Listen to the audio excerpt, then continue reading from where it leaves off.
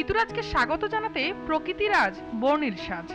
বসন্তের এই আগমনে প্রকৃতির সাথে তরুণ হৃদয়ও লেগেছে দোলা। সব কুসংস্কার পেছনে ঠেলে, বিভেদ ভুলে নতুন কিছুর প্রত্যয়ে সামনে এগিয়ে যাওয়ার বার্তা নিয়ে এলো বসন্ত। তবে ভোটের আমেজ না কাটায় রাজধানীতে বসন্ত বরণে উপস্থিতি ছিল কম। ঢাকা বিশ্ববিদ্যালয়ের চারুকলার বকুলতলায় আয়োজন না থাকায় অপরিপূর্ণ থেকে গেছে অনেকের উৎসব।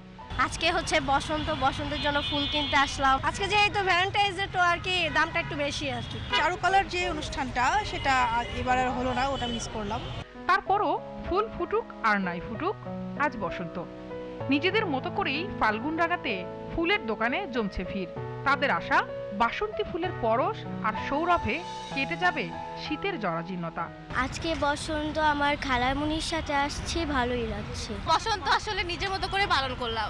রমনাতে গিয়েছি, কয়েকটা ছবি তুলেছি, এখানে এসে কয়েকটা ছবি তুললাম। রাজধানীতে ফেরেনি ভোট দিতে যাওয়া মানুষ, তাই ফুল বেচাকেনা এবার জমেনি বলে দাবি দোকানীদের। মানুষের জন্য হাঁটা যেত না, 2 টাকা দোকানওয়ালারাও কামাইতো, 2 টাকা আমরাও কাম করতে পারতাম।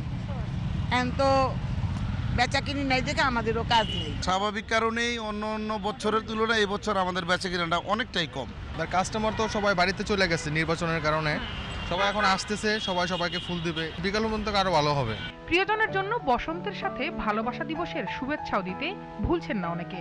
ভালোবাসা একদিনে না, ভালোবাসা প্রতিদিনের। এখন এই দিনটা আমরা সেলিব্রেট করছি, সেলিব্রেশনটা জাস্ট এই দিনের জন্য। ভাবতেছি যে ওর জন্য একটু ফুল টুল নিয়ে যাই, হয়তো খুশি হবে। শীতকে বিদায় জানাতে বসন্ত আসছে ফুলের ডালা সাজিয়ে। দিন জুড়ে বাসন্তী রঙের ভালোবাসায় মন রাঙাবে এমন প্রত্যাশা রাজধানীবাসীর।